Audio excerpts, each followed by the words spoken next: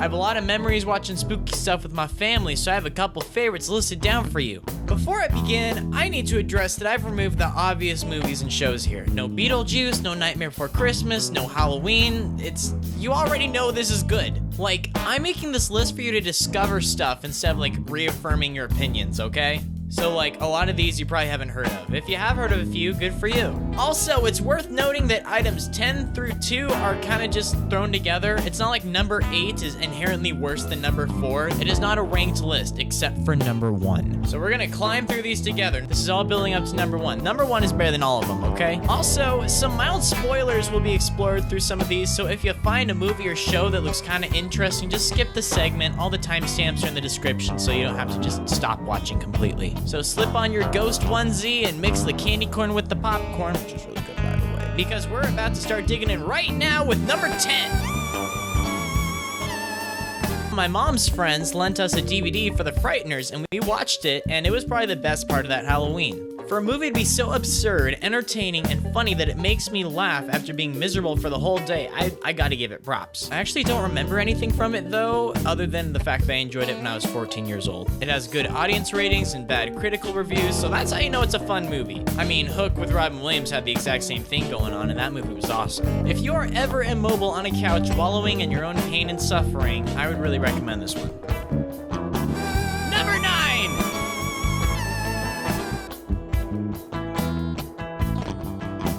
And I loved everything about it. The writing, the acting, the cinematography, the horrific violence against children. It was everything that I wanted it to be, being just true enough to the original to satisfy fans of the novels while still being accessible for new audiences. When I initially saw this movie, we saw it in D-box seats in the theater. That meant that the chairs rocked and moved, which was a totally different experience. Not only were the jump scares loud, they practically threw you around, adding a whole new level of suspense to the experience. Hopefully it'll be remembered as a classic someday. And quit lying to yourself. The 2017 version is worlds better than the 90s one.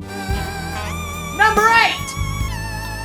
Here's a word you don't hear very often, aesthetic. You probably hear that every day if you're an emo kid. This episode looks like Halloween. The sky and the horizon, they're dark, they're pumpkins, they're ghosts. This looks so good. SpongeBob is getting spooked nonstop by his friends, from Squidward to Krabs pranking him to Miss Puff spooking him to even Patrick freaking him out by accident. He and Patrick come up with some pretty elaborate prank to pull on the Krusty Krab and scare everyone half to death, until Patrick loses control of SpongeBob and exposes his identity. Everybody starts laughing until the real Flying Dutchman appears and expresses how disgusted he is that everyone is exploiting his likeness for cheap Halloween gags and smearing his reputation among other sea creatures. This is oddly relevant right now, whoa. As punishment, the Dutchman threatens to take everyone's souls and then he takes away SpongeBob's costume and then he panics at the sight of SpongeBob's brain. See, he had this weird idea to cut off the sides of his head to make his head more round since, ghost heads are round, and that kind of freaks everyone out in the room. So why should you watch this despite the fact that I just told you the entire episode? Simple. The artwork is outstanding. I love how much this looks and I love how it plays out. It's simple, it's fun, it's ironic, and it's spooky, and it's everything that I want from a Halloween special. It's radical.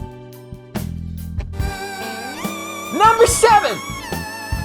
This movie is so awesome! How come nobody talks about it anymore? My dad took me to see this when I was 7 years old in the theaters and it scared me half to death. It was so much more loud and dark and scary than I was anticipating, and I loved every single second of it. This movie is so much better than it has any right to be. Not only is it smart, witty, scary, but it also has a lot more heart and soul than a lot of animated movies, period. It's mature and it takes its subject matter oddly seriously. I mean, an evil house that eats people. Since they take it seriously, you start to take it seriously too. They put the house to sleep with a masked vacuum cleaner full of sleep medicine! This is a real and crucial plot point in the actual film! And if you were to concentrate everything that makes Halloween awesome, it would probably look a lot like this movie. There's adventures, there's scares, there's friends, and crawling around the neighborhood late at night. I love that. I love this film. Please rent it. Number 6. What? Why is Diary of a Wimpy Kid on this list? It's not scary one bit. Yeah, no duh. It's just about a suburban kid trying to navigate the 6th grade, and it's wonderful. One of my favorite family movies by a long shot. This movie's on the list because the Halloween segment in it is incredible. I adore it. Frank hides on the roof and throws a garbage can full of water on the trick-or-treaters. Rowley's mom made him a costume. Roderick scares Greg with an urban legend about devil worshiper Woods. Oh, it's so funny. It is suburban goodness, which is going to be a recurring theme in this list, by the way, because I love those vibes, because that's what I grew up with. All of my Halloween memories are about exploring neighborhoods and pranks and shenanigans and stories about the local culture. This segment of the movie captures it perfectly. I love it. I love this movie. I love this book. Do yourself a favor and check it out.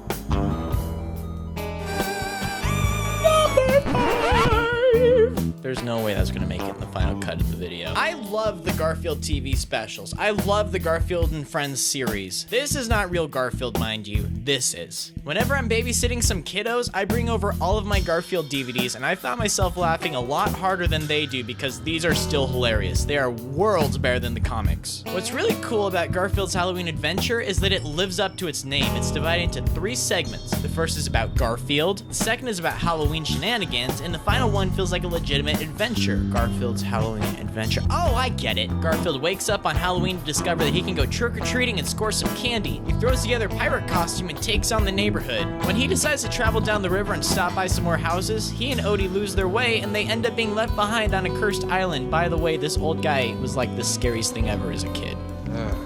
This is more like it. Remember that comment about suburban goodness I made like 3 seconds ago? That's still relevant. This looks wonderful, and it has like a great pumpkin vibe about it. It's great, and it's one of my all-time favorites. Number 4! Do you remember Alvin and the Chipmunks? Not this, but this! This is real Alvin and the Chipmunks, and I love these. These were so much fun as a kid, and Alvin and the Chipmunks Meet the Wolfman was like my favorite Chipmunks movie. My favorite genre in film has to be called 80s Strange Invaders. I just made that up right now. Neighborhood kids band together in a small town and deal with an alien or a monster or some other villain. Movies like Goonies, Super 8, Stranger Things, Gremlins, The Monster Squad, E.T., Midnight Special, just such good movies. It's like a weirdly specific classification, but like it totally exists. These movies are a lot of fun because they remind me of being a kid again. And there's always an even mix of action, effects, and spooks too. I think that's why I enjoyed 2017's It so much. That counts as like an 80s Strange Invader movie, by the way. Alvin and the Chipmunks Meet the Wolfman is kind of like a Strange Invaders film in a way. It's packed to the brim with a lot of adventure, silly October vibes, and just heck, it's so nostalgic. Like, the Wolfman moves next door, that's awesome. And now Theodore's a werewolf? What? Alright, so if he's like half human, half chipmunk, half werewolf, that's 150% what the heck, dude.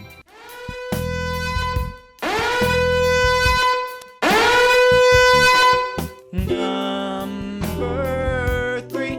I can't sing. Alright, we're not clowning around with any more kid stuff. These movies are so over the top and ridiculous that it's a marvel. This is my boomstick. Find this in the sporting goods department. See, the first Evil Dead movie was an honest attempt at horror, and it came off being like really campy. Upon realizing how successful yet cheesy their movie was, the filmmakers just ran with the whole thing in Evil Dead 2. It is the best example of mixing horror and comedy. Let me just reiterate, the canon storyline drags the main character from a haunted cabin in the woods to an interdimensional medieval kingdom, and then to a supermarket to fight demons. I'll swallow your soul! Come get some. This movie is so good! The remake was a bit controversial because it didn't have any of the comedy elements that made the original so iconic. However, they went completely overboard with the graphic and disturbing effects. I thought it was an excellent homage to the originals and a super radical post-credits scene too, if you haven't ever seen that. My little brother considered himself like a horror movie expert until I showed him this movie and he tapped out. He could not handle it. Although he has since been able to finish it, so I mean, in case he's watching it. Ash vs. the Evil Dead, it's alright. It's not nearly as groovy as the originals. Seem to be in the minority with this. They're still fun to watch. I tore through the first season in like a day. It just felt too much like a cable horror series. I don't know, maybe it's just me. But if I ever have a friend staying the night, I always pull out the Evil Dead films on VHS. These are like a sleepover staple from my childhood, and I still rip them out every summer, and I love them. Hey, this is This is number 2 for me. The Addams Family movie, excellent. The Addams Family values, stupendous, flawless, excellent. They took everything that was already good about the great Addams Family movie and they just tripled it for the sequel. This movie is so funny, it's so clever, it's so witty, and it's so iconic that I consider it one of my favorite films of all time. Make this official. I want the Blu-ray copy in my coffin when they bury me in case Eternal Oblivion has like an entertainment center, because I can sit through this puppy over and over and over and over. And so let's just look back on all the Halloween films and decipher what was so great about them and why I'm picking my number 1 spot. In case it's not apparent, I love suburban adventure vibes, I like camaraderie with kids hunting down ghouls, a good art direction is super important to me. What film could possibly encapsulate all these qualities? It's this one. It's really good. Directed by Michael Dowtry, I don't know, he even made Krampus. Trick or Treat is the ultimate Halloween movie. It is a tradition in my house. I even watch it during July when I'm feeling nostalgic for spooky season again. It's like a horror version of Pulp Fiction. It has intertwining narratives and they influence one another. There are a ton of horror tropes that are explored in this movie and it's hilarious. Slasher, strange invaders, home invasion. Did I mention that I adore Trick or Treat? This movie is so clever, it's so ironic, while simultaneously having some pretty shocking and horrific imagery, particularly directed towards children. Like, a lot of kids die horribly in this movie. And oh my god, look at that art direction! This dude gets Halloween. This is what it looks like. This is what it feels like. Everything is so spot on and it's a perfect mix of lighthearted with evil. This movie has achieved cult status and for a good reason. I love the lore, I love the characters, it is bragging for a massive fan base because it totally deserves it. Plus, the director himself is working on a sequel. Get on top of it, dude, I want more of this! Please watch this movie, do yourself a favor, have a party, buy some candy, watch this with your friend.